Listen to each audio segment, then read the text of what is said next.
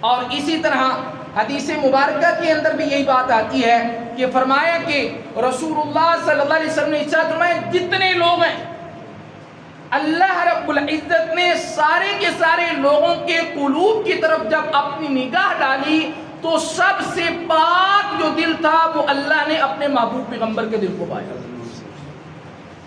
اور رسول اللہ صلی اللہ علیہ وسلم کے دل کو جب پاک پایا ساری دنیا کے دلوں کے اوپر، پھر اللہ نے اپنے محبوب پیغمبر کو نبوت و رسالت عطا فرمائی. اور اسی طرح صحابی رسول جو راوی ہیں وہ فرماتے ہیں کہ حضور صلی اللہ علیہ وسلم کے بعد جتنے لوگ بچ رہے تھے، اللہ رب العزت نے جب ان کے قلوب کی طرف نظر ڈالی تو ان میں سے سب سے پاک صاف شفاف جو دل تھے وہ اللہ رب العزت نے اپنے محبوب کے صحابہ کرام کے دلوں کو پائے.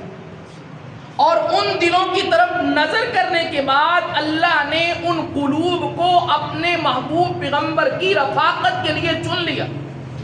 اور جب چنا اللہ نے تو پھر یہ حضور کے جو صحابہ کرام ہیں یہ سارے کے سارے حضور صلی اللہ علیہ وسلم پر مر مٹنے والے ہیں.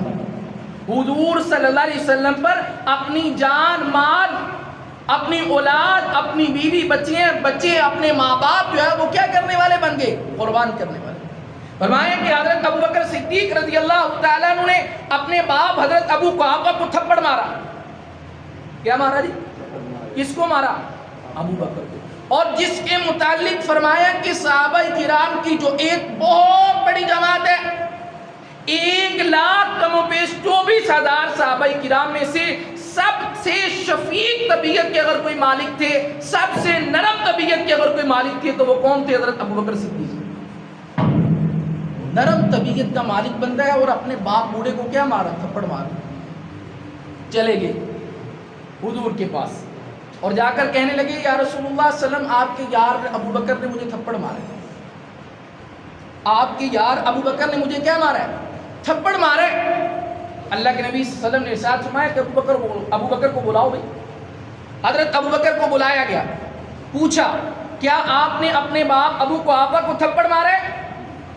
عرض کی یا رسول اللہ صلی اللہ علیہ وسلم مارا ہے.